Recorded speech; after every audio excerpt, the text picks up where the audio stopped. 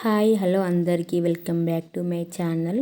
So ఈరోజు Sunday కదండి, నేనైతే ఫిష్ తెమ్మన్నాను, తమ్ముడు ఫిష్ అయితే తెచ్చాడు అనమాట.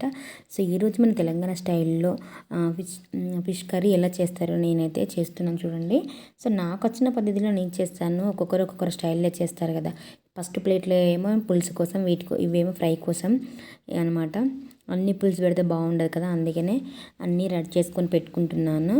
ఫ్రై అంటే ఎంతమందికి ఇష్టమో, కర్రీ అంటే గ్రేవీ కర్రీ అంటే ఎంతమందికి ఇష్టమో కామెంట్ చేయండి. నాకైతే ఫ్రై అంటే ఇష్టమో, బట్ తమ్ముడు కొంచెం చారు చేయమన్నాడు కాబట్టి నేను చేపల పులుసు రెడీ చేయడానికి అన్ని ప్రిపరేషన్ చేస్తున్నాను. నేనైతే అలా ఉల్లిగడ్డను కాల్చుకుంటానండి. మనకు కట్టెల పొయ్యి ఉంటే ఇంకా కట్టెల పొయ్యిలో కాల్చుకుంటే చాలా బాగా టేస్ట్ అయితే ఉంటుంది. సో ఒక ఉల్లిగడ్డను అలా కాల్చేసుకొని నేను దాన్ని కట్ చేసి చిన్న దాంట్లో రోల్లో వేసుకొని దంచుకున్నాను అనమాట. ఖచ్చితంగా అట్లయితే టేస్ట్ ఎందుకు బాగుంటుంది. తర్వాత నేను పెట్టి మన పోపు కావాల్సిన అన్నీ వేసాను. ఆనియన్స్ ఇలా కట్ చేసి పెట్టుకున్నాను ముందే. సో అన్నీ వేసిన తర్వాత 2 పచ్చిమిర్చి, కరివేపాకు, మసాలా సామాను కూడా నేను అన్నీ వేసి కొంచెం అల్లం వెల్లుల్లి పేస్ట్ ఇట్లా వేసాను. మళ్ళీ నేను ముందే దంచి పెట్టుకున్నాను కదా, అది కాల్చిన ఉల్లిగడ్డ అని చెప్పాను కదా, అది కూడా వేసి అలా కాసేపు ఒక 5 నిమిషాలు మంచిగా మగ్గనిచ్చానండి. ఉల్లిగడ్డలు కొంచెం మగ్గాలన్నమాట. తర్వాత అలా ఒక 5 మినిట్స్ అలా ఉంచి కొద్దిగా పసుపు అనేది మనం యాడ్ చేసుకోవాలి. సో ఇంతకీ ఫిష్ కర్రీ ఎంతమందికి ఇష్టమో కమెంట్ బాక్స్లో కామెంట్ చేయండి. నాకైతే కర్రీ కంటే చాలా ఫ్రై అంటే ఇష్టం అండి. నేనైతే ఫ్రై చేస్తాను, ఈవినింగ్ టైంలో చేస్తాను దాన్ని.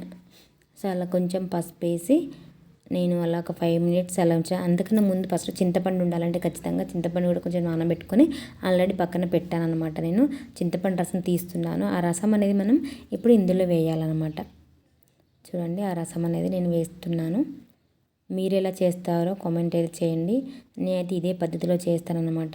నేనైతే కొంచెం కారం ఎక్కువ తింటాం కాబట్టి కారం, ఉప్పు సరిపడంత వేసుకుని అది కొంచెం మరిగేదాకా అలా ఉంచిన తర్వాత మంచిగా మసిలేటప్పుడు ఏం చేయాలంటే ఆ ఫిష్ ముక్కలు ఉంటాయి కదా, నీట్గా కడుక్కొని పెట్టుకోవాలి.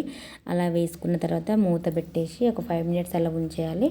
సో నాకు చిన్నది అయిపోయింది కదా, అందుకే మెల్లిగా తిప్పుతున్నాను అనమాట. పెద్ద ఫిష్ కర్రీ బౌల్స్ ఉంటాయి కదా, అందులో ఇది ఇంకా బాగుంటుంది, అంటే ముక్కలు అనేది ఖరాబ్ కావన్నమాట. సో నేను అలా మెల్లిగా కలియబెట్టాను. సో మిగతాదేమో మసాలాలు అనమాట. మనకు మసాలాలు వేస్తాం కదా, కొత్తిమీర మసాలా ఇలా అవన్నీ. సో అవన్నీ వేసాను అనమాట. దగ్గరికి అయితే వచ్చేసింది చూడండి. ఇంకా 5 మినిట్స్ అయితే అయిపోతుంది అనమాట.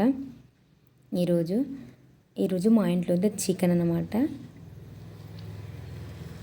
చివర్లో కొత్తిమీర వేసి